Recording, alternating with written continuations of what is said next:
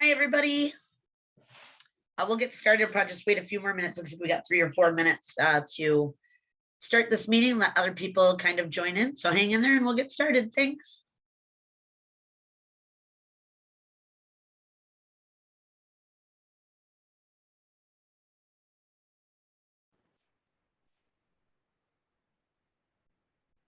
Hi, Melissa. Good to see you again.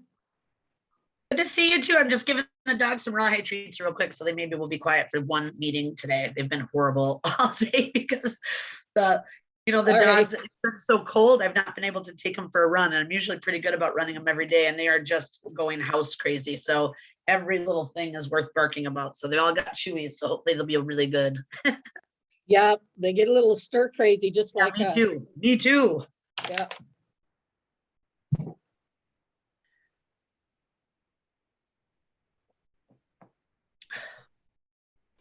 Okay, here, dog. Here, have a cookie. Come here.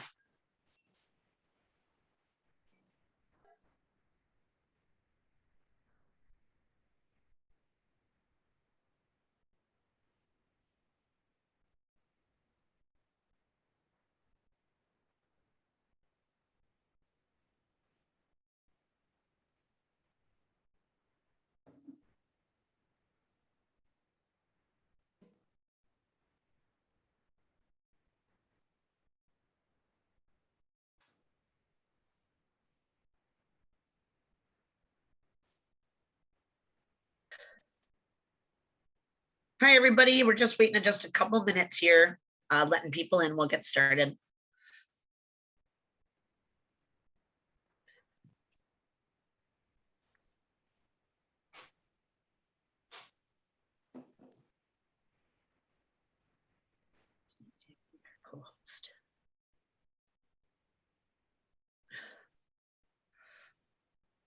Okay, I've got to shut this down to do the.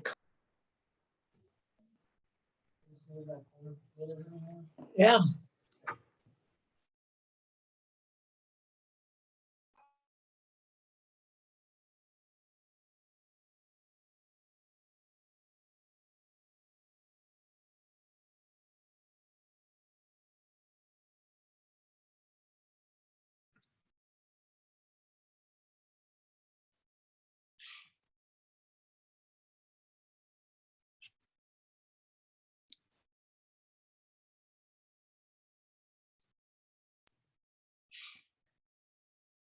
Hi, everybody. Thanks for joining. It's about 6 o'clock now. We'll start to get going. I noticed there's quite a few new names and people that I don't recognize. So I'll just introduce myself. My name is Melissa Smith. I'm Executive Director of Great Lakes Wildlife Alliance.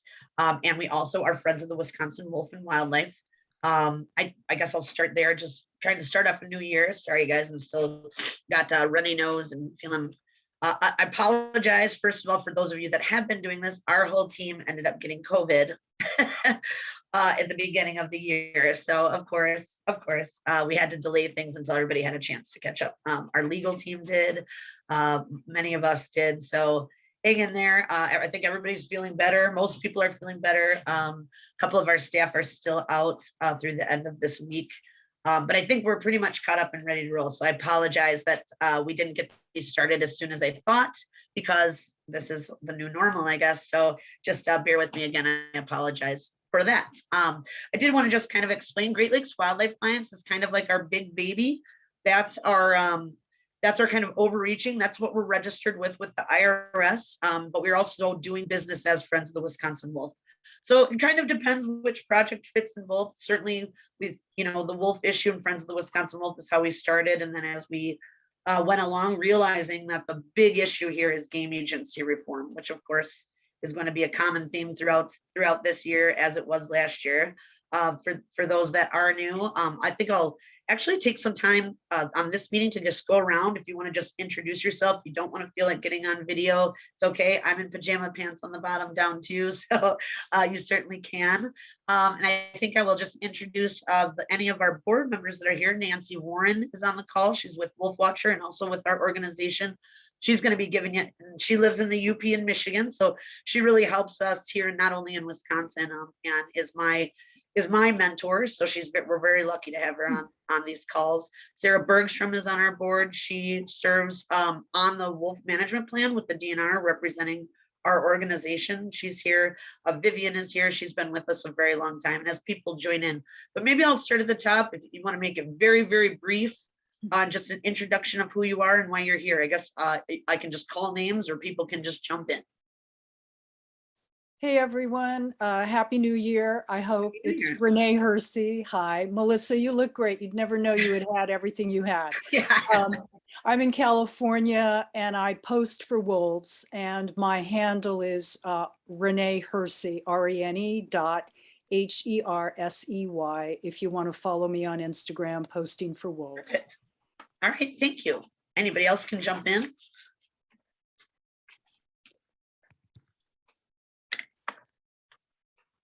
Maybe Nancy. Start calling on people. Okay, hi, I'm Nancy Warren. I've been involved with wolf education for probably close to 30 years now. I do presentations at schools and organizations. And basically anything that says wolf, I usually raise my hand and volunteer Perfect. for. And for the National Wolf Watcher Coalition. Judy. Hi, I am Judy, and I am here because, well, first of all, I missed everybody. It's good to see people back again. Seemed like it was a long time, but I'm just here to try to be a good advocate for our wolves and to try and do anything I can to help save them. And I'm very proud of what we accomplished in the last year. With Melissa's help and many other people's help here. So I'm looking forward to starting a new year and working on new projects. Awesome. Thank you, Judy. Anybody else want to jump in? Sure. Hi, it's Nicole Milan. Thank you for allowing me to join your meeting tonight. Of course. Introduced me to your group. I'm excited to hear more. I am personally trying to rehome a coyote that's being held in inhumane conditions here in Northbrook, Illinois, a Chicago suburb. And your group is very intriguing, and I'm looking to learn more about what you guys do too. So thank you for having me. Sure. And also, if it's okay, Nicole, after this meeting, they're having a meeting about Rocky the Coyote. They somehow got me hooked up and involved in this. No, and there is a meeting after this meeting. You can just, I can send you the link at the end if you're interested in joining. There'll be veterinarians, accredited zoos, and it's a town hall about an animal that's being pretty mistreated actually by the agency in Illinois. So if you're interested in that at the end of the meeting, Veronica or Nicole or I can let you do that. I didn't know how public it would be, Nicole, or how much you wanted to do. So I'm just going to be the mediator on that so we can learn more. So I'll just stop there. Anybody else? Rick?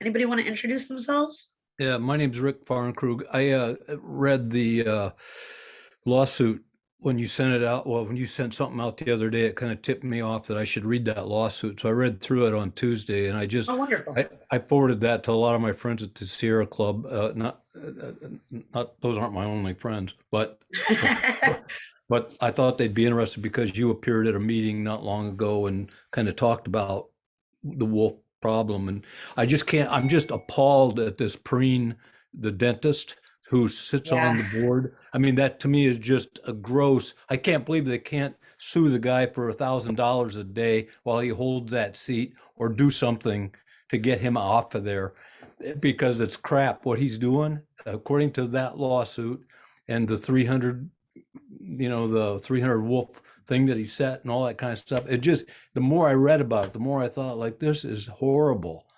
That guy is just, the way they're manipulating the DNR board. Okay, sorry. Well, don't worry. We're going to get into that today because I've got worse news for you. It's not worse. Thank you for sharing all that. You bet. Anybody else want to jump in? Introduce Hey, themselves? Melissa. Can you hear me? Melanie? Hey, my name's Melanie Weberg. I live in southern Polk County, Wisconsin, which is way on the western border, about an hour from St. Paul, Minnesota. And let's see, wolf advocacy for quite a number of years. I also coordinate the Wisconsin chapter of the League of Humane Voters. So thank you, Melissa, Thank for you. doing this. You bet. Melanie has been around a long time. Me and Nancy and Melanie have been a long time.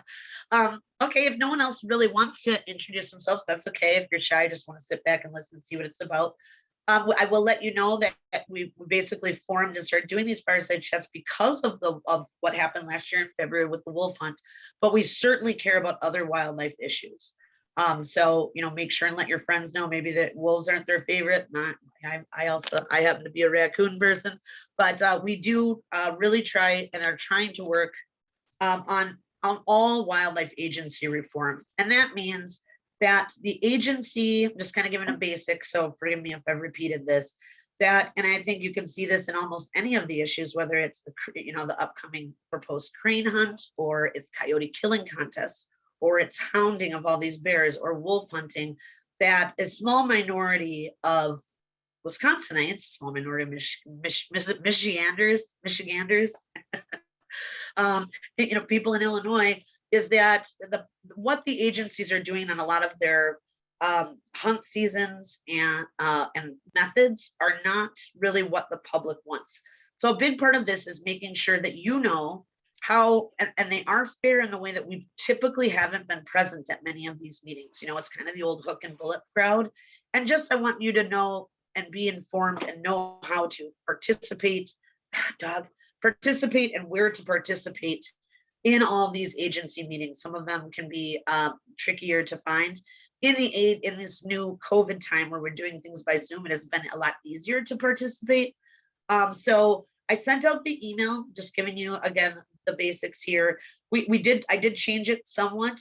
We actually sat back and did quite a lot of planning. Like I took in your positive critique, and so those dates are set. I will be here no matter what on the dates. We are going to go to bi-weekly meetings. And once a month, I'm going to just tell you, today, I just wanted to talk to you. Happy New Year. Here's what's upcoming this year. But I want to try to get you in other experts besides listening to me yammer on all the time, so that you can become a better informed advocate, better informed on policy, better informed on science. Last year, we had a few speakers, and I know like Mary Falk, a farmer, that those are really informational for you. And, I want you to have the best tools you can.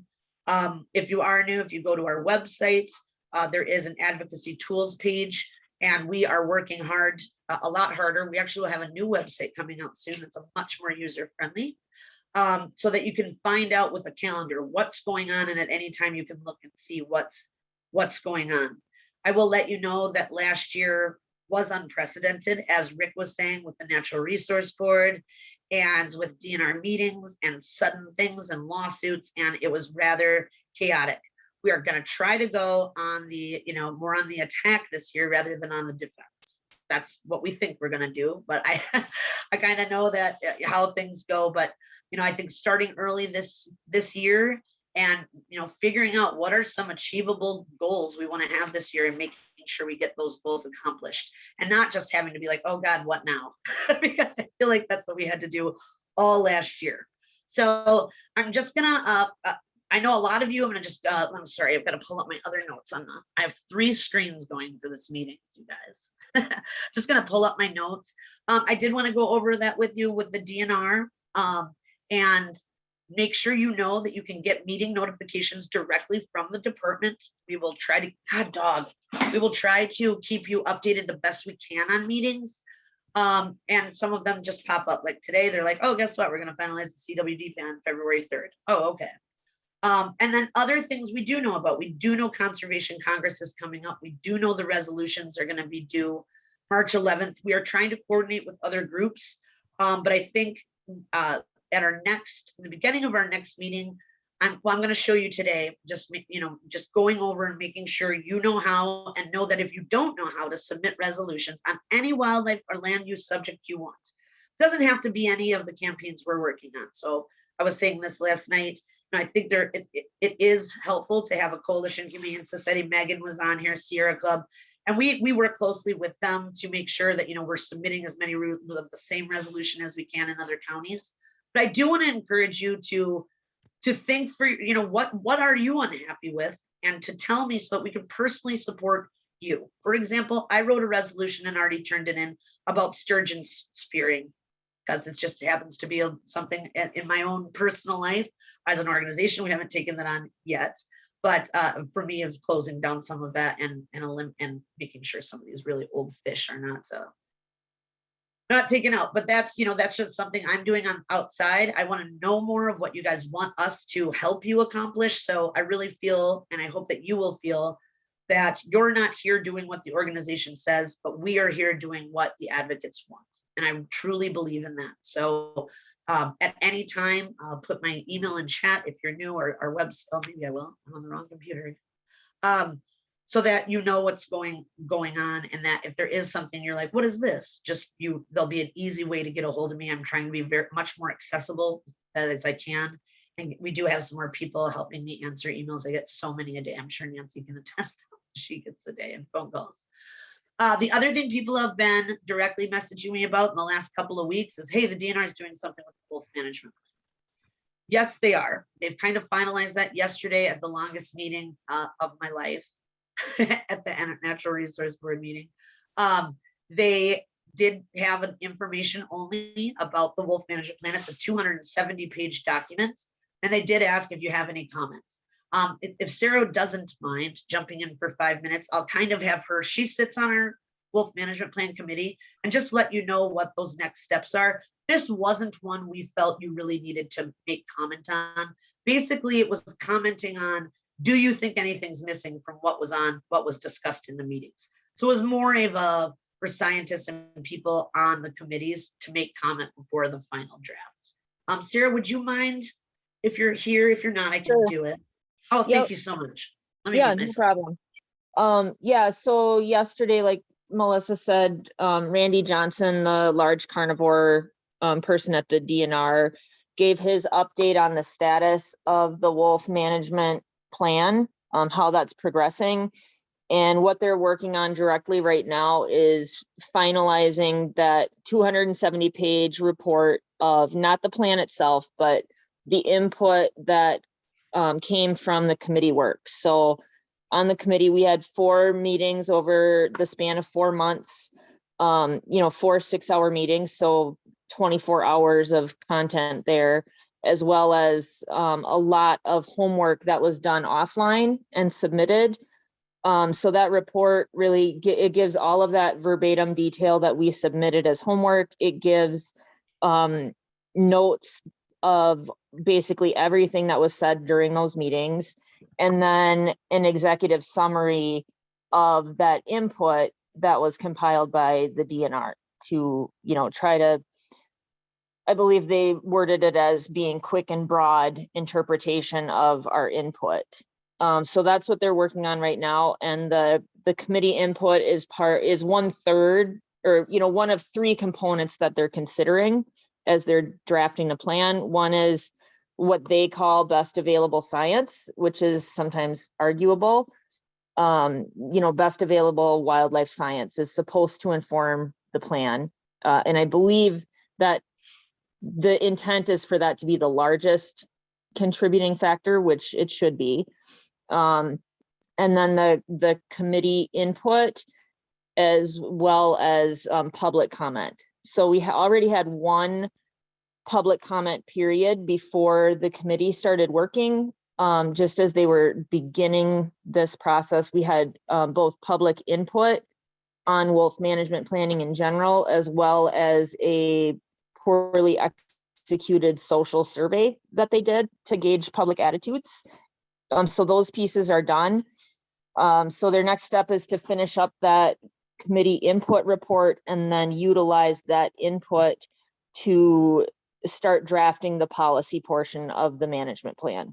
So really the nuts and bolts of what everybody is concerned about, a plan that details how the state is going to approach wolf population objectives, hunting regulation type things, education, all sorts of things that involve policy and action from the DNR. really the key part of that plan, and it's going to drive the next 10 years of wolf management in Wisconsin. So that's a pretty weighty piece of it. And the original plan was for that to be released here in February, a draft of the whole plan, and then open public comment up again. So really that is the next big action item that everybody can start preparing for. Coming in the next, few weeks, they're going to release that plan and then open up public comment again. The original goal was to have a finalized version of the plan that took into consideration any public comment done and presented to the NRB in June. Randy indicated yesterday that they're moving that timeframe up, and they're actually anticipating that it will be done and complete, finalized, ready for the NRB to review in April or May. I don't know that that's, I'm assuming that they're trying to push that timeline up partly because of the lawsuit, the fact that, not having a management plan in place was really a deciding factor in the injunction. But it does give me a little bit of pause because I can't imagine how they could actually make any revisions based on public input and have that finalized in the time frame that they're looking at. So I think some of us that are more cynical already don't anticipate that the DNR considers public input, but I think that's a good indicator that they're not even going to pretend this time around. So unless there's something glaring that happens, I would guess that whatever we see in the draft that comes out next month is going to be very close to what is finalized. So that'll be an important piece, is reviewing that and at least making comment so it's on the public record. Those of you who have been around working with us over the last year, like, we've made a lot of public comments that we knew weren't going to make any difference in policy making, but they did play a big factor in our successful, legal actions. So having those comments on the record is still going to be vitally important as we move forward. So, we'll try to be optimistic that this plan is going to be a more progressive version of what we've seen in the past, but I always temper my optimism there because we're dealing with the Wisconsin DNR. Thank you, Sarah. That was a perfect wrap up. So we will help you. Let us review that final draft, and we can help you formulate comment. I think certainly a thing is going to be, how could a public comment I would make is, how do you have time to consider my public comment and review this on this fast track, what you're doing. But right now, just think about that. You can look over that wolf management plan that was put out. Again, it's 270 pages. You don't have to do that much work if you don't want to, but we will wait and see. And of course, we will dedicate an entire meeting to this. On this very subject, I am going to turn it over to Nancy Warren, because we do have limited time in Michigan to do this exact same thing Sarah was just talking about. And I think she can share her screen. If not, I can. But we have till the end of the month, so you've got 4 days. Sorry for the late notice. We did put it on our Facebook page so that you could. And just, it's not as extensive, I think, as Wisconsin's going to be, but it is important. You do not need to be a Michigan resident to comment. So I'm going to turn it over to Nancy Warren for a little bit, and she can kind of tell you, she also helped develop the management plan, just like Sarah's working on in Wisconsin. So I'm going to turn it over to her. Nancy, do you need me to pull up that document, or? Nope. Okay. I think I'll try from here. But before Perfect. I do that, I want to tell you it was a pretty stressful day here in Michigan. Yes, I heard that. We had a resolution has been introduced into the Michigan House. It's already passed the Michigan Senate, calling for a wolf hunting and trapping season. So today was the committee hearing, and I think everyone here will either roll their eyes or just chuckle after Molly Tamulevich of the Humane Society State Director gave her presentation as to why they should not approve this. One of our representatives on the committee, Bo Lefebvre, asked her, he says, "Have you ever been hunted by wolves?" And she said, "Well, no, I've heard wolves owl. I've seen their tracks. And he goes, well, I have. I'm a deer hunter. And while I was hunting deer, a pack of wolves circled me and it wasn't fun. So we have a representative trying to claim that he was hunted down by wolves and circled. So what I have done with that, the hearing was recorded. So I have a recording of him saying that, and I went to the press with it. So I'm waiting to hear from Kelly House of Bridge Magazine. Hopefully she will take the story and run with it. We know he is full of BS. There, I said it. There, I said it. Are you proud of me? I am. So anyway, we know that he's not telling the truth, and he never reported such an incident to the DNR. And one big important point, that he is very much in favor of a wolf hunt. You would think if such a thing would have happened, he would have gone to the press and been able to use that argument in support of what he wants to accomplish. And he didn't. This thing was never in the paper, so we know it's just a made-up story. But anyway, surprise, surprise, it passed in the committee.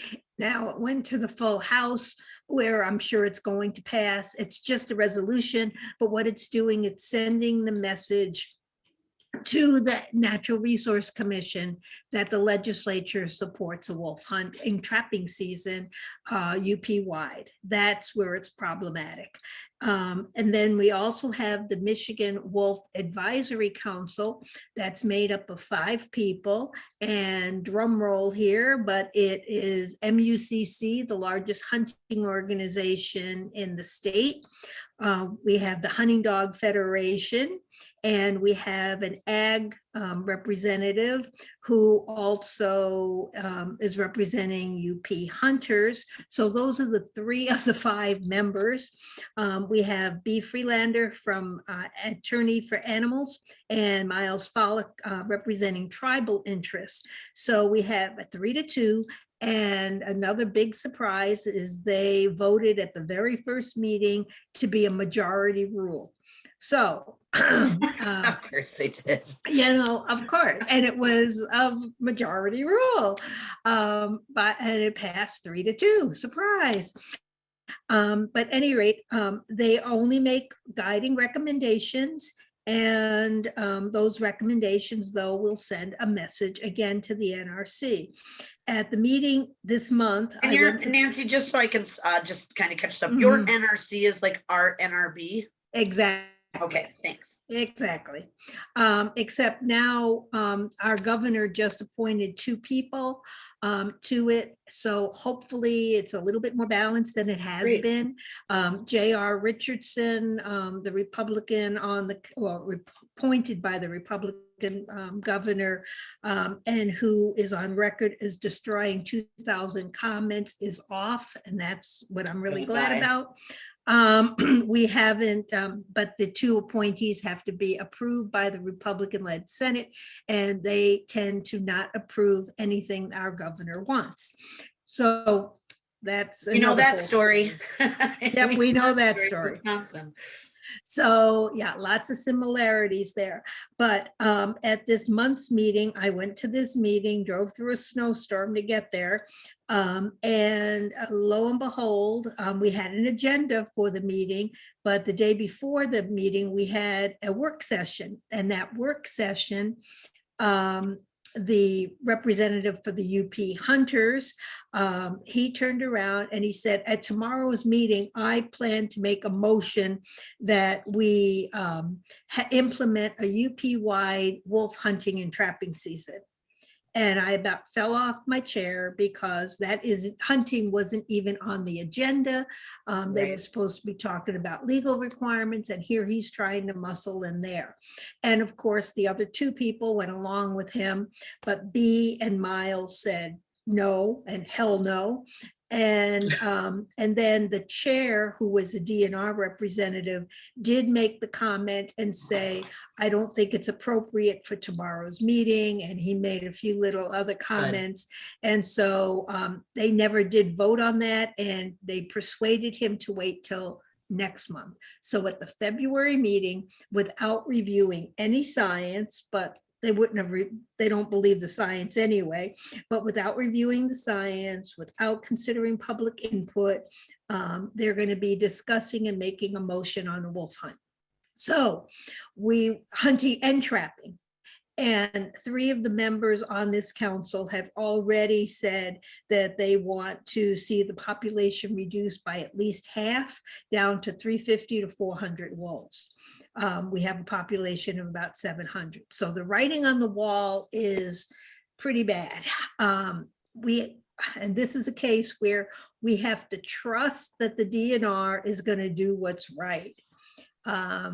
And I know this is a point where you roll your eyes and cross your fingers.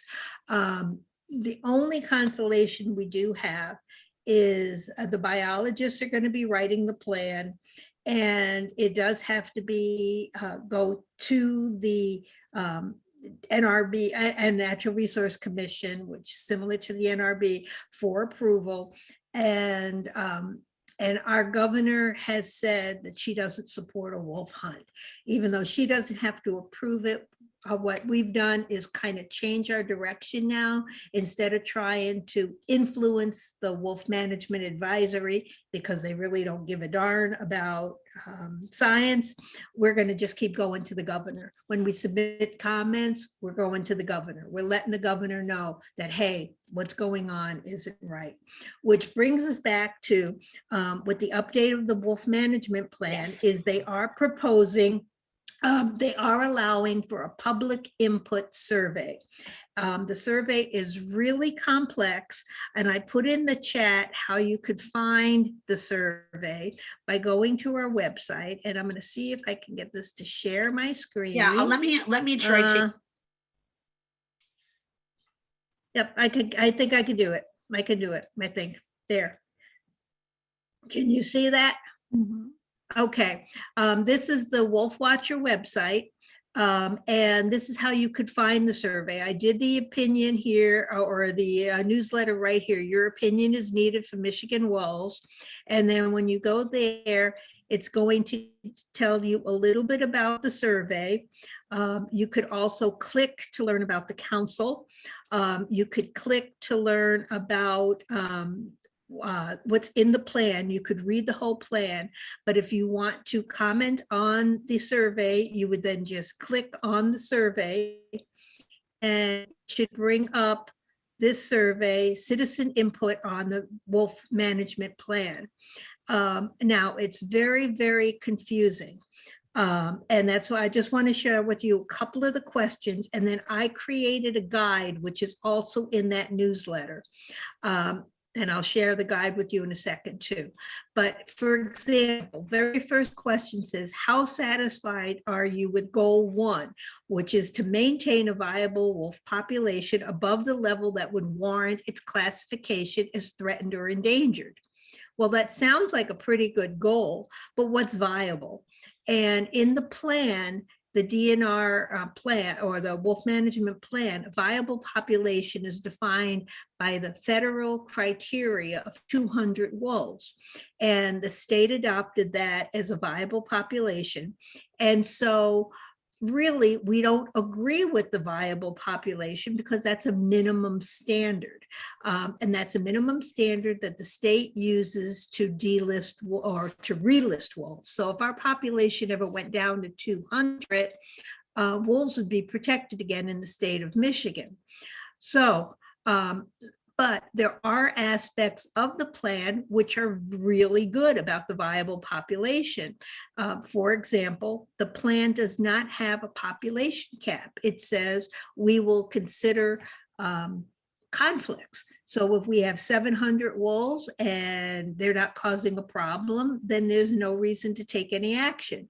But if you have a pack of 3 animals in an area and they're causing repeated depredation, maybe we need to deal with those 3 animals. So I would answer this one as somewhat dissatisfied with this viable population. And it goes on with these first few questions the same way. Do you support facilitating wolf-related benefits? Of course. Do you satisfy minimizing conflicts? Yeah, we want to see conflicts. And do you support science-based wolf management? Yeah, that's good.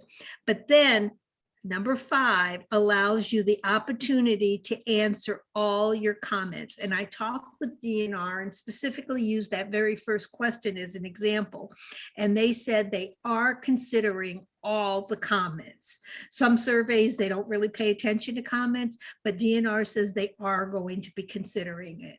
So in this section here would be a good place to say how you don't support a minimum population of 200, but you believe wolves should be allowed to reach their natural carrying capacity, so on and so forth. And this goes through with each of these questions. So the first 5 refer to the goals, and then all the rest of the questions align with the strategies within the plan. And so you would go through this, and then there's an opportunity to answer, to comment. And so what I did was I created a guide. And again, you could access this guide through that website and through that newsletter. I put my email in here too, if you have any questions. Survey date is due by the 31st, which is next week. If you have some sort of scientific documentation that you want to send, you could send it to the DNR. You wouldn't really need to do that though. And then I go through each one of the questions and I give you a little bit of the background, like for example, on goal number 1, where that 200 number came from, and then suggested comments that you could you show us that guide? Just show Yes, us I've on got the YouTube. guide up here. Isn't Oh, okay, it I'm on sorry. there? Thank you. Is it being shared? We're seeing hit the still, share. we're seeing still the actual DNR site, but I don't see Oh, your okay. guide. I'm sorry. I just thought Okay, that might let's be see. helpful. Let's see. No, I've got the guide here. Let me see if I close this one. And let me close that one and see if I click on the guide, if it'll come up. Let's see. Is that coming up now? Is that, how about that? I'm seeing it on my end. Are you seeing it up there? Nope, not yet. No. It's just green. It's a nice green. Hey, Word document. It's not coming up. Melissa, you want to try on your end?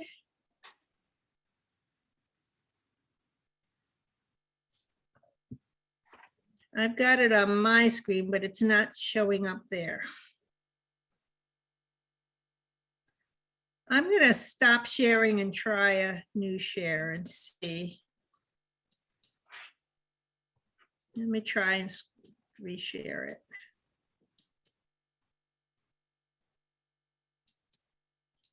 How about that? Success. Okay, that worked then. Okay, what I did was I went out and then reshared the screen again.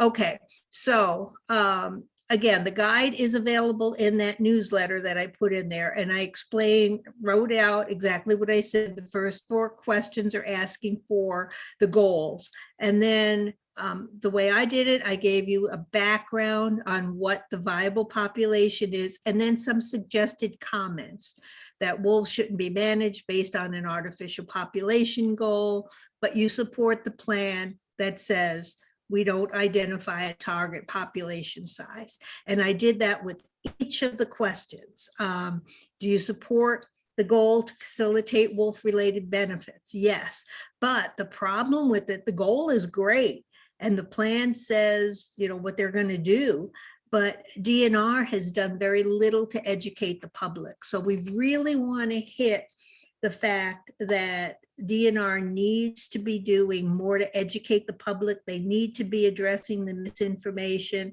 So whenever you get that opportunity, that's what you want to write down there. And I did this with each of the goals and the strategies. The biggest strategy, though, is strategy 12, which is question 28. And that's where they're asking your opinion on wolf hunting. And so again, I gave you a background on this and how, all the science says that we don't need to hunt wolves. And when DNR did have their one wolf hunt in 2013, they framed it around the fact that they needed to reduce conflicts. However, and they set up 3 hunting zones, but when DNR set up those zones, they went back 3 years to decide where there were problems. And so we had farms that had a problem in 2011, but never had another problem. So they were considered a problem farm, even though the wolves may have been long dead. And so it was not really for conflict. It was just to provide for a sport hunting season. And so where did the hunters go? They went outside our wilderness areas, the Porcupine Wilderness State Park. 2 animals were killed there. Sturgeon River Gorge Wilderness Area, miles from the nearest farm. Black River Scenic Area. And then where we did have a chronic farm, no wolves were killed there. So anyway, so that's it. So some of the comments that you want to say in there, all the reasons why you don't support a wolf hunt. There's no need for a hunt. And then the other questions, these are just additional stuff about additional comments that you can add, that Michigan voters already said no to a wolf hunt, that should be considered, and then so on and so forth. I won't read the whole thing here, but if you have any questions, any problems with it, just email me and we can go from there. So anybody have any questions on this? I'm Nancy, sorry. that would be okay for me to send. It would be all right for our organization to send out your link. I'll send it out in an email reminding everybody and how to get to things, the same email you got for the Fireside. So I'll be putting that together tomorrow. Sounds good. Sounds good. Okay, just if you have any questions, just let me know. Yes. You're going to put this link in the chat, correct? It is in there now. Okay, I'm having problems seeing my chat. I'll find it. Thank you. Yeah, you bet. Okay.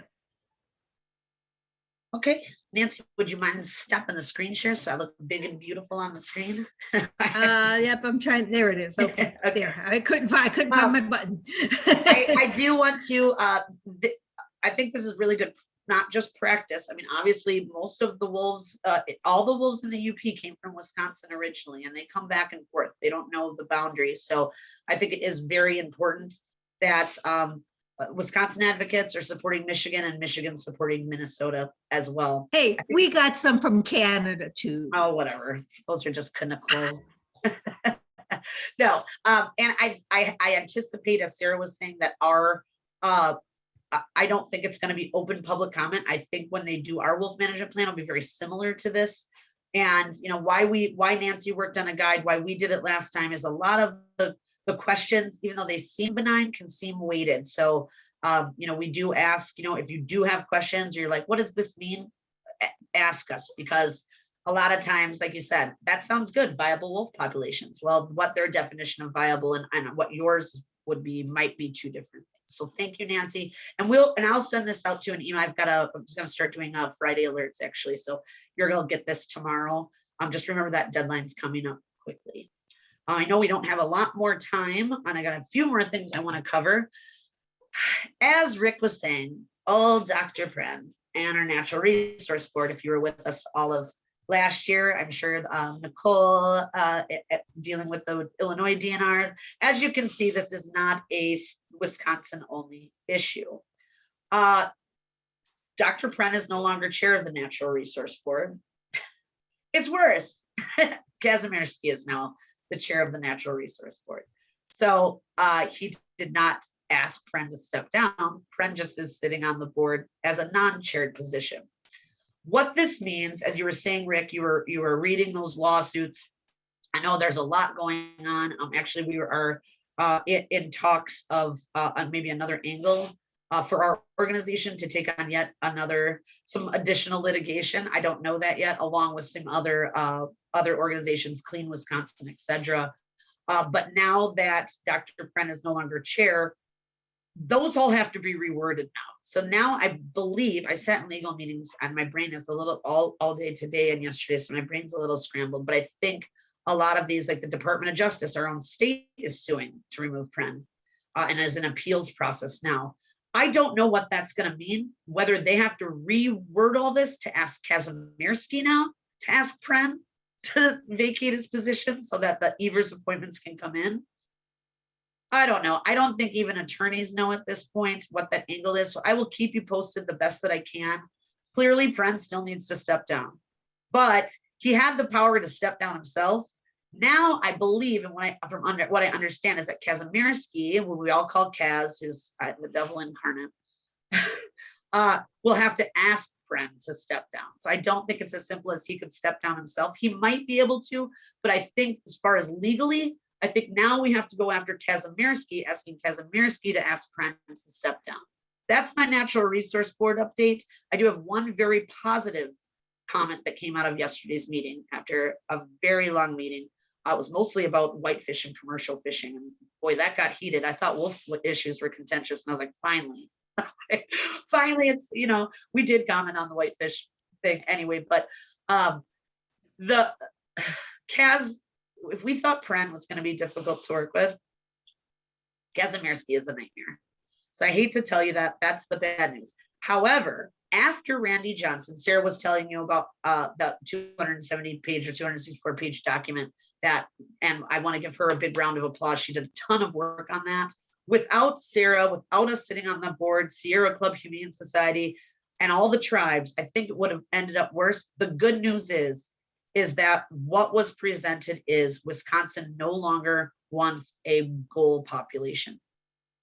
So that 350 number, even the DNR agrees with us now, should be off the table in this new wolf management plan. And that's great. We've been pushing that, right? Like 350 is an outdated number, everything.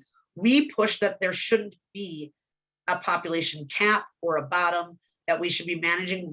Let wolves tell us how many should be on the landscape, and let the science, and conflict dictate that, similar to what Nancy was talking about in that plan. So we have a little victory, and I didn't expect a little victory. Now, clearly, Kazimierski and our non-friends on the Natural Resource Board, they're not going to care about that. And I sense there are going to be some more internal fighting between the department and that board. But the DNR presented we shouldn't have a population cap or goal. And I did not think that would ever happen. I thought they'd come up with 700 or do a little bit better than that old date, but they actually went with the most progressive view. And so I do want to definitely, Kevin, that you guys know from calls, Kevin sits on our board too, that helped with the Hunters for Wolves billboards, who's a big hunter, represented us because, even though he's a hunter, he wants wolves on the landscape, fighting CWD. I do think we have made a few small steps in the right direction. And we could not have done that without your public comment. We can't keep doing that without. So that's kind of things that are going to be crucial when this plan is finalized. But the fact that they didn't put a cap, that 350 number is off the table. And I couldn't be more happy about that. And that is all a shout out to you and the incredible work that Sarah and the people representing all of you did, and the homework on that board. So maybe we'll give Sarah a round of applause. But we did beat the bad guys on their, stuck in the mud, 350 or less. Doesn't matter how many county resolutions they're trying to pass. The agency and our essential wolf board, it's been in the news. I put it on our Facebook page. I can send that to you. But it does seem that we have gotten finally that 350 number out of the conversation. And that was a very big goal. Go ahead, Lois. Melissa, I just wanted to say, I don't know if you are aware that Polk County passed that 350. resolution? Yeah, Maybe almost, and I'll tell you, almost all the northern counties have passed a 350 resolution. Melanie is like the expert on the county resolutions. From what I understand, they're not really binding. They have to, it's complicated, but I'm not that worried about those resolutions, Lois. I know why they're doing it, to try to say, like, those of us that live with wolves, want 350 or less, but no, you don't. Your county board decided that. And it's not reflective of the public. And, you know, if they can pass as many county resolutions as they want to, it doesn't matter. Sure. For the same reason our resolution to ban killing contests in Dane County matters. I think it's more of getting that in the media and, you know, trying to fight back. But the fact is, the DNR presented yesterday at the Natural Resource Board meeting, the 350 or less number, that whole game is off the table. They do not want a population minimum or a population goal, just to manage wolves to what we want. Now that's where it's going to come in really at play with this when you go to comment on our wolf management plan. So, you know, whether or not you want enough wolves to have hunting opportunity, or you want enough wolves to fill their ecological role, those are going to be that's going to be the dirty nitty gritty that we're going to be fighting.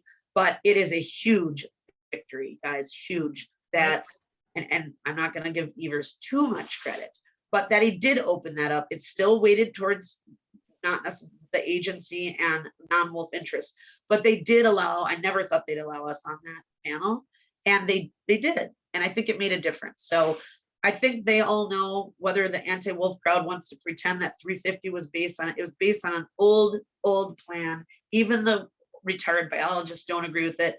Nobody agrees with it. And so we did have a win. So I think it's always important to step back and celebrate that win. That I almost fell out of my chair.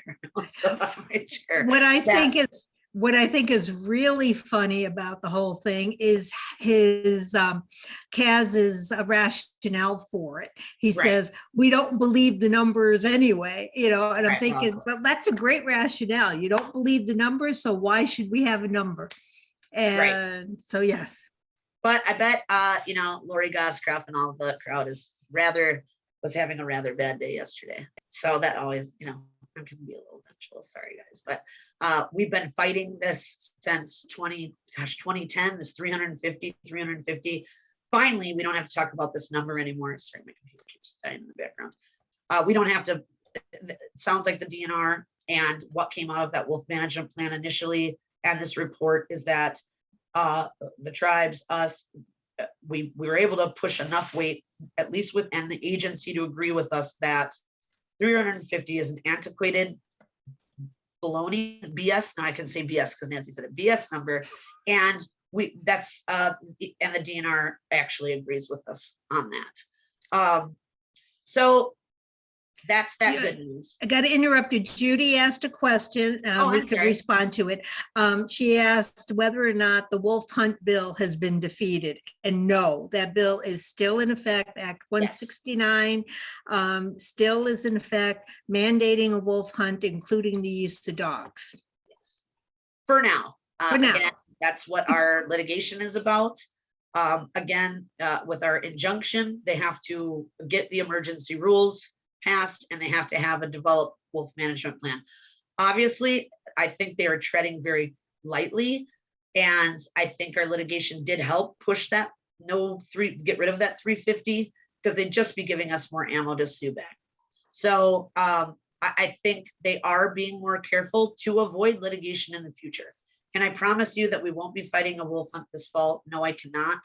But, you know, we just keep going like we do, and we have this victory, and we got to just take it as it is and just keep fighting. I don't want to, I know we only have a few more minutes, and I'm done to save the end.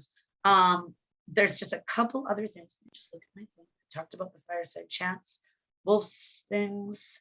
I did want to, we really do and are working on really getting down the volunteering. I know a lot of you have wanted to volunteer, and we've been like, we have slowed down and implemented so we can get that going. So please re-hit us up. We're going to send out in the email another volunteer thing. The other thing we wanted to ask is if anyone out here happens to know a wildlife friendly accountant we're growing enough that I'm having a hard time keeping up. So we are looking for someone. Obviously, we are not a rich nonprofit. We're just a little grassroots group. But if anybody knows anyone or could give me a recommendation, I know that's funny, but I thought, well, why don't we just ask on Fireside and see if anybody knows someone cool? We certainly would like to give the money to someone who's a wildlife friendly accountant than anything like that. So if anybody knows that, just shoot an email. That's just kind of just a quick announcement. Again, Conservation Congress is coming up. We're not going to dive into it today. We have about a month to get in resolutions. Certainly Lois knows about this. We are working with Sierra Club and Humane Society on the important ones, but we'll do a whole nother presentation on that in 2 weeks. And I will go through, and what I thought we would do, if it works for everybody else, is we'll write a resolution together, something we all agree with, and just go through it and just literally write it so that they're not easy. And it's much more complicated. It's not like, okay, I got it passed in the spring. You got to get it passed 3 times. You have to show up to the committee meetings, which are who knows where all over the state. I'm sure Lois can attest to that. So that everybody really knows, like, if you really want a resolution to pass, you've got to do a lot of work. It doesn't, if you don't want to, that's okay. Still, you can pass, a lot of that. If you want to participate, help us pass resolutions someone already are putting in other counties. But we have been successful. We did pass 3 years in a row to give wardens trespass authority. We did pass 3 years in a row to give non-consumptive users a wildlife stamp or essential hunting license. And those are things we're going to be exploring with the legislature this year. So I think we may be able to pass some wildlife friendly bills this session. And I am looking into that. I think the only other update I have for you is I've been, believe it or not, we're talking to some hounders that are sympathetic to our cause. They may not agree on wolves, but they certainly agree on, how gross hounding has gotten in the state, how unregulated it is. I mean, another guy called me last night and said it's -40 out here and they're running these dogs. That's not safe. It's not safe to do the wild. It's -40. These dogs get all sweaty and worked up and then thrown in the back of the car. I don't want to upset you too much, but this man happened to find a dead hound that had froze, and was asking me, well, can we put some regulation? He's a hounder, but he's like, I would never do this to my dogs. I always get permission where I run them. Okay, I get it. We're not going to agree with them on that, and he knows that. But he is, there are some of those guys out there that I think he was like, I don't even care if you shut down the whole sport anymore. It's gotten so disgusting. I don't want to be part of it. These guys have given everybody a bad name. So that's one thing we are exploring. I can't tell you there's any given date, but trying to, if you're not interested in doing that part, that's fine. It'll be kind of there's times I have to go grip my teeth, but of maybe trying to organize, like we did with Hunters for Wolves, a Landowners United this year. So really trying to organize landowners, regardless of what kind of landowner you are, whether you're a bear hunter landowner or have recreational property, and really trying to get at this, like I said, really trying to get at this and just keeping our, just always keep in mind we've got our eye on the goal, right? So if we need to come together on one issue, even though we agree on a bunch of different ones, I really think I've been talking to Dave Clausen, we don't always agree, former Natural Resource Board member, and we really feel the only way we're going to move forward in this legislature, in this political climate, is to get after these guys on trespassing complaints. Because the wardens support us, the sheriff's associations, not in the northern counties, but the southern, do support us. So I am looking into that, and as one of our projects this year, because we've talked about this back and forth. It's legislatively mandated still to give them the money for their dead dogs. I don't think we're going to get that stripped, but this one we might be able to do is if we can give wardens trespass authority, we can start nailing these guys for trespassing and running wildlife miles and miles and miles. The reason they're doing this is that we don't really have large tracts of public land. And one thing that was funny in the wolf management plan is Lori Gosgroff of the Bear Hunters said in the meeting, well, we don't have vast tracts of land for wolves. Well, then we don't have vast tracts of land to run dogs, I said. So, and we don't, and they constantly trespass. So I think that's something maybe we can talk about. I'm kind of looking at it. That I think that even some of our hunters, as you guys know, I am not a hunter. I don't ever want to be a hunter. We personally oppose bear hunting. We oppose predator hunting. our organization, but I do think we could come together, believe it or not, with some of these guys, and we've passed that trespassing complaint. Sorry to be political, but let the Republicans tell us they don't like private property rights. It's one of their babies. So I'm going to be exploring some of that. In the next couple of weeks, and maybe setting up a meeting outside this one. So if you are interested in that, or, we really would like to try to stop this dog hounding. It's not just, as we've talked about before, it's not just wolves on dogs. It's wolves or dogs on coyotes, dogs on bobcats, dogs on God only knows what else. Not bird dogs. We're talking about hounding. And I think they've passed these laws in the South, where this is where the heart of this stuff started. So if they can do it in Missouri, I think we have a chance to do it here too. I mean, I think any restriction we got on hounding would be a win this year. Obviously, we want it to all banned, and I do too. But it would also help address some of these killing contests where they like bruise dogs and these things. So if we could get some restrictions, and I think if we can, really increase the penalties for trespassing. Right now, I don't know if you guys know, I don't want to rattle too much longer, so we only have a few minutes. Right now, if someone's poaching on your land, your own personal land, the warden can't do anything about it. Our game wardens can't come to the call. The sheriff's department has to come. So not all sheriffs, but it does seem to be that they come and kind of have a prayer meeting with the hounders, and they're not enforcing the law. And I do feel very bad for, I talk to all these people. They're afraid of these people. They don't want to speak out because these guys are threatening. I've looked, these are not the best people on the planet to want to deal with. So I want to make sure and keep them safe. So I was thinking if we could do something like that where, landowners, well, guess what? I'm a landowner. I own public lands. So, where we could really be getting at it from a public land perspective and a private property issue, and say, Wisconsin doesn't have the space for this. Or at least try to restrict it down to 2 weeks or something like that to help address. Go ahead, Lois. Melissa, can I send you my resolution on reducing the hound training season? Yes. I wrote it, but anyone who wants to take it on in their county or modify it or whatever, I don't care. Sure, that'd be great. Okay, so I'll just send it to you, and then you can. That'd be great. Yeah, we can go over that, and then in 2 weeks at the next meeting too. Maybe we'll go through that one and then write our own. Right, wonderful. Mary, did you have something you wanted to add? I do, and it's such a simple thing. I worked as a forest tech for the last 2 years in my county, and anybody can do this, but I just happened to. I noticed tracks where there shouldn't be vehicle tracks, so I started looking. I checked every gate in my county. A lot of them cut locks. Yeah. So in your own county, if you have public lands that are gated for foot travel only, check them and report them, because they will close them. I told them I would. I kind of, I had a badge kind of a deal, and I said, hey, I work for the state. And this is foot traffic only, and there's cut locks, and there's a ton of vehicle traffic going in and out, and I think that that's not right.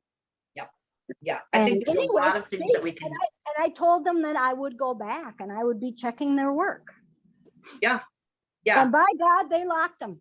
Good. Yeah, that's a great idea. So if anybody is seeing that on public land, and it should be, make sure and call that in. And make an effort to do it when you are out traversing. Make an effort. If you see a gate, go look, read the signs, see if it's foot traffic only. If that lock isn't locked, call. They'll shut them. They're bound to do that. I mean, they are bound. So, and I will tell. And you don't get in trouble, and nobody's really mad. Right. And I do want to let you guys know that I've been in conversations with the DNR wardens, and they are supportive of this. So that looks good, because I will tell you that I talked to a warden of Brad. Who was I talked to today? Jesus, I got 8,000 post notes. Yeah, I don't know where he is. Brad something in Langland County. I talked to him today, and he really thinks that it is you know, he feels badly because people, he told me people are constantly calling him about running hounds in their property, constantly, and he can't do anything about it. And then the sheriff, who's friends with the hounders, isn't doing anything about it. And he really thinks from a PR perspective that this reflects badly on the wardens, because people are getting frustrated with law enforcement at the agency too. So anyway, I just want to let you know I have been working on stuff. I haven't been trying to sit back here and die. We do still have a couple of people out, like I said, and it's our, you know, person who does our social media and helps me with things. So bear with me. That's why our email you got to, because I forgot to put the time on, because that's the kind of person I am when I'm doing technology. But unless anybody else has any other questions next week. Oh, I'm sorry. I'm gonna let is Nicole still on? I'm gonna let Nicole brief you in about 15 minutes. We're gonna hop into another call. You're more than welcome to join. It is it's kind of bad, but let me let Nicole, because I'll just need to go potty in between the meetings, Nicole. But I'm gonna let her tell you about the next meeting, and I can send the link so that you can hop into another Zoom if you're interested. This is happening not far from Madison, just down in Cook County. Nicole, would you be able to give a quick, just overview really quickly on what the meeting tonight is about? Sure. Thank you. I'm gonna run to the bathroom real quick, sorry. Sure.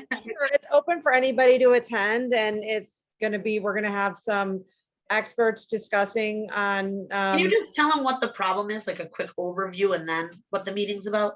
Sure. Rocky the Coyote is being kept in a tiny cage in a parking lot of the forest preserves here in Cook County. And it's a tiny inhumane cage. He paces in stress. And we brought it to the attention to the commissioners, and where, you know, I found a solution for him to go to the wild animal sanctuary with no cost to the taxpayers or the centers. And the wild animal sanctuary is in Keensburg, Colorado, and it's renowned. It's run by veterinary experts and rehabilitation experts. And Rocky's been held in this cage his whole life. There was never any plans to rehabilitate him. He's 4 years old, and he is uninjured, but he was found as a pup, and he has human imprints. He was found as a pup underneath someone's porch and taken into a shelter with his siblings, where he was imprinted, and he is considered illiterate and coyote, and he relies on humans for care, but he's not being rehabilitated, and his circumstances are heartbreaking. We visit him and watch him stress pace and in his cage, and it's a heartbreaking situation, and we're trying to get him out of there.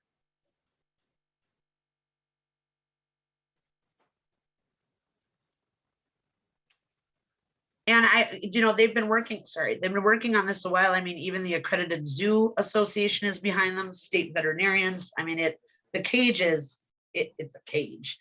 It's not suitable habitat. It's not even suitable habitat, in my opinion, for a raccoon that's in captivity. But the poor animal has nowhere place to hide. So there are some videos. It's rockythecoyote.org, right? I'm not sure. Well, I better click on it. Hopefully I didn't send some horrible link. But yeah, if you guys want to know more about that, they are going to be going to their Illinois Wildlife Commission, asking. They have an accredited wildlife sanctuary that's all set to take this animal. It's just the agency that will not release this animal. Whether or not you believe in captive animals, this animal is not providing educational opportunities to the public. In fact, it's just stressed constantly. If you watch the videos, I'm pretty sure it's Rocky the Coyote, the website that I got, and I apologize to the Coyote folks. I am new to this too, so I'm going to be I'm just going to be moderating and learning like the rest of you. So I believe, hang on one second. I think it's just going to stay on this same Zoom. Hi, Rachel. Rachel, is this the link I gave you for the Coyote meeting? It's Rocky. Yes, it is. And it's okay, rockythecoyote.com. Thank you. Okay, I'm sorry, everybody. So I can put this down here for you guys in the chat. So anyone who's on this call that's interested in learning the plight of this, yet another animal that needs us, yeah, certainly stay on. Again, it's all again with the game agency, and I can tell you a similar story. I'm going to take a little mini break in between. We're going to start at 7:15. You don't need to leave this Zoom. This is the Zoom we'll be on.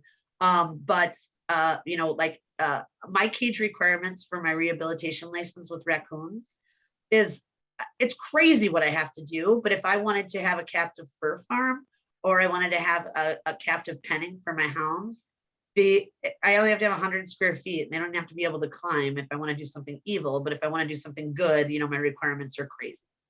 So I think, it's another one of those things of intention. And I think it'll be interesting to learn. That's something else we can talk about at the next meeting, the massive amount of captive penning of wildlife we have in the state. My last update for you that are not staying for the Coyote meeting is I will send out I'm doing Friday flash things because I know a lot of people are busy during the week, so you can do things over the weekend. Those bills, that Hunter Nation package, only thing we have is to appeal to the governor to veto those bills. So I'll be drafting an action to make sure that we are calling in and saying, please veto this Hunter Nation package of bills, including, keeping, wild cows in cages essentially for canned hunting, for the crane hunt, for if you add a regulation, you have to remove 2 from hunting. It's a really bad package. We already know what Hunter Nation can do to wildlife. We saw it last February. This is a bad bill package. Unfortunately, who our legislature is. So I think we really have to push hard to appeal to the governor. So we'll be doing a really big action on that coming up in the next few weeks. Yes, our eyes are on it. Yes, we're working with Audubon and International Crane Foundation on that. So just a quick update about those. They're sitting there now, but I don't think there's much. Certainly contact your representatives. I have. If you live in a Republican district, probably not. They had a crane tasting at the Capitol last week. Not kidding. So I'm not smiling about it. Funny. I'm just like, oh God. God. But certainly continue to contact your legislatures about this package.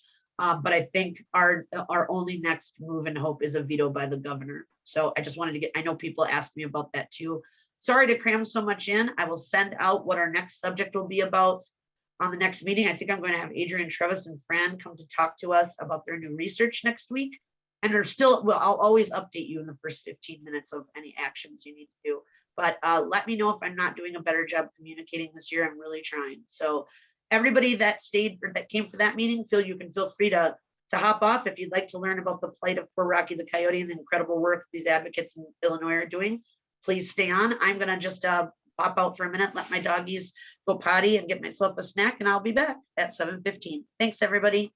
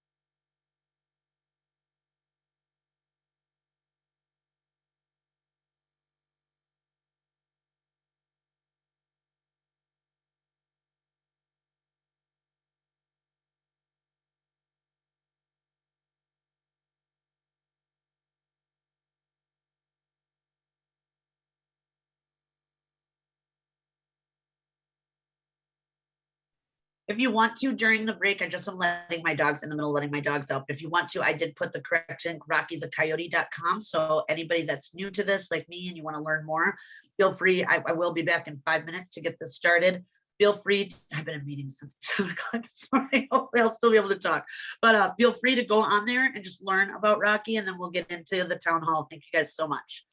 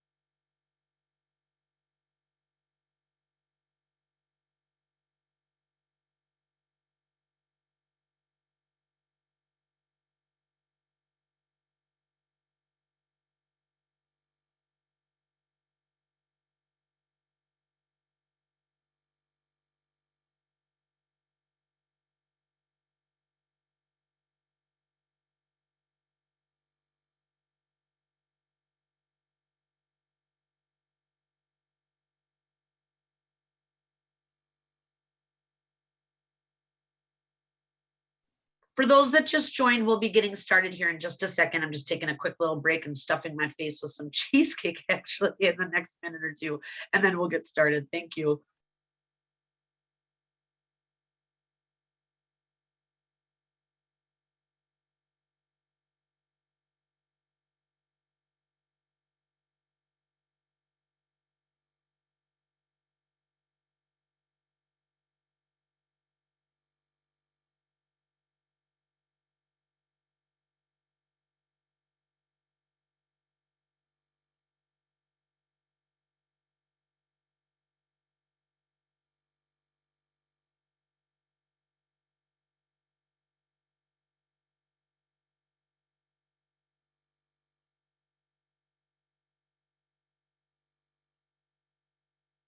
If you've just joined, we're just in between two meetings. I'm just stuffing my face with my dinner really quick in the next minute in between the two meetings, and we'll get started here right at 7:15 about Rocky the Coyote. Thank you.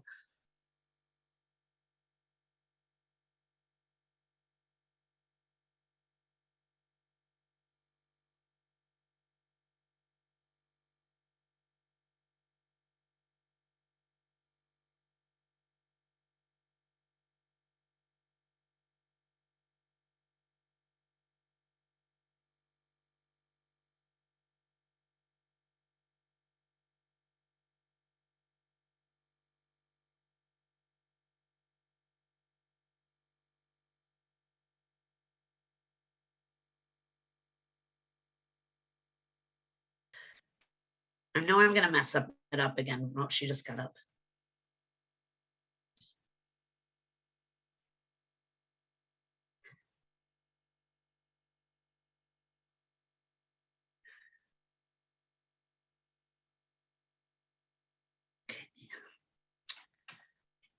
Sherry, Nicole, do you guys want me to just do a quick round of introductions? I'm trying to let's get this parlayed in.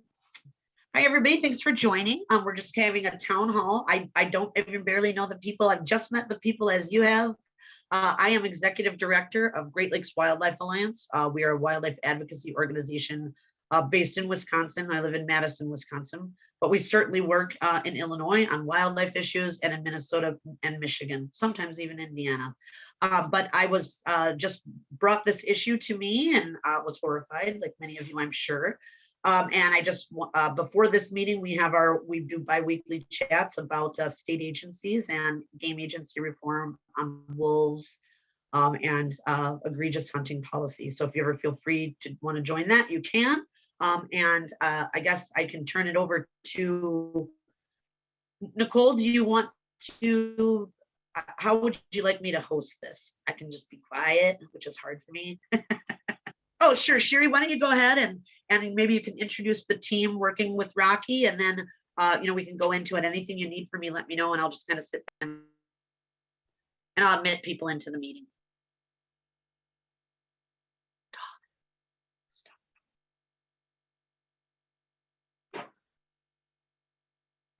Oh, there we Sherry, go. There we do you go. want There to we do go. that? Hey, There we go. I didn't know I could unmute myself. So hi, everyone. I'm Sherry Travis. I'm in the Chicago area. I've been working with Rachel Siegel and others on trying to get Rocky, a coyote that's been caged for 4 years, sent to a sanctuary. We're trying to get the Cook County Board of Directors to actually review their policy and hopefully make a decision about best practices. We're really fortunate tonight. We have some amazing experts. And so frankly, I'm not gonna do much of the talking. I'm really gonna let them do the talking. So I'm gonna do some introductions. So I know I saw Dr. Laura Baylor is on the call right now. So I'm not sure, is Carney Ann on the call? I did not seeing her. Is Carney Ann on there? I'm not seeing her. I don't see her. I'll let you know as soon as she joins. Perfect. And I know that Professor Valerie Johnson said she was on her way home. So so I'll go ahead and introduce Dr. Laura Baylor. She's got amazing experience. And what we're looking for here, we wanted to invite people to hear from experts. Sherry, Yeah. I'm sorry to interrupt you. I know I'm sorry, but I did want to let you know both the news channels are on our waiting list. And I'm going to admit them now. Great. That's okay. Great. Okay, Yeah, of course. Just didn't want to be like, hey guys, guess what? Nope, that's great. That's great. So I just wanted to start with by introducing Dr. Laura Baler, and the whole purpose of our conversation tonight is for people to be able to ask questions and get information.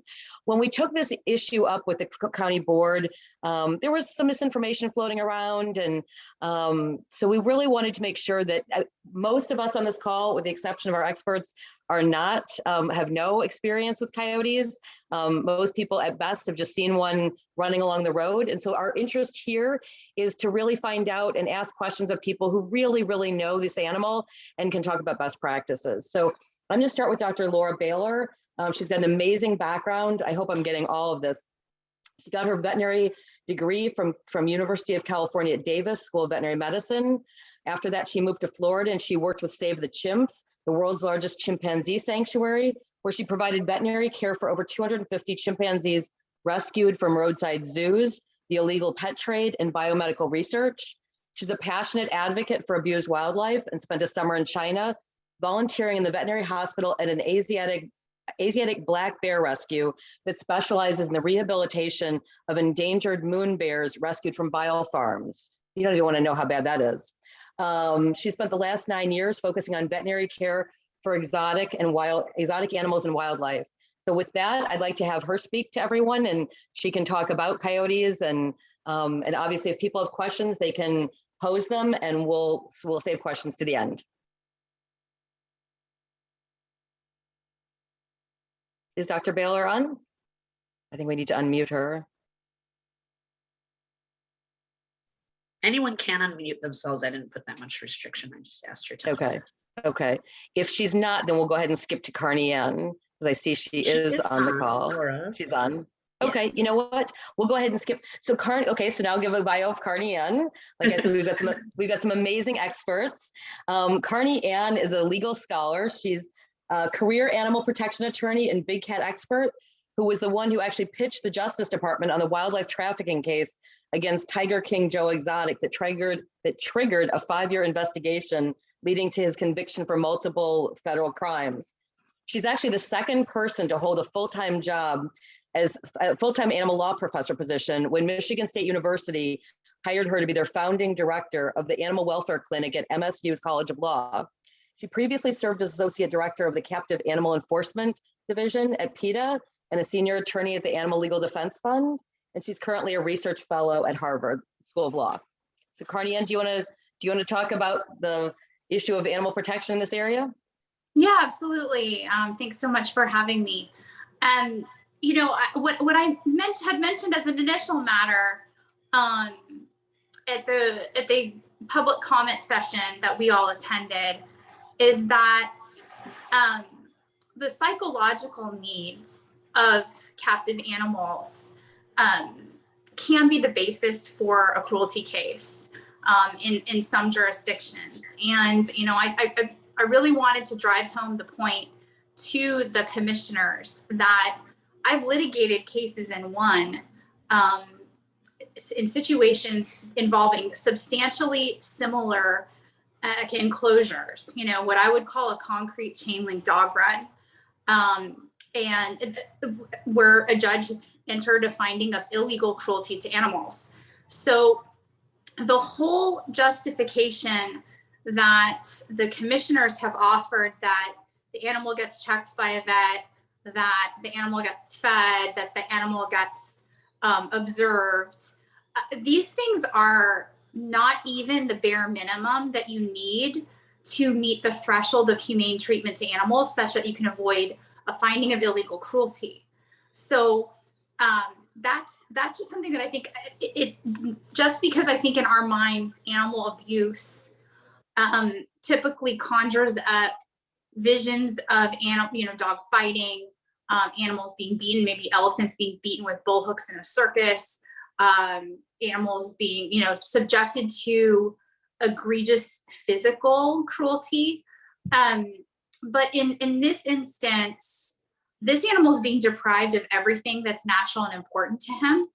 And psychological suffering is indicated by the abnormal behavioral patterns, the stereotypic behaviors that some of our veterinary experts offered comments about at the public comment session. So for me, it's a situation where the commissioners are not even, like, the jurisdiction, the commissioners, the caretakers of this animal are propping up standards that aren't even sufficient to avoid a legal finding of illegal cruelty, which to me indicates that they're not capable of caring for this animal, because they're completely lacking awareness of what's necessary to provide for an animal's most bare minimum threshold needs. So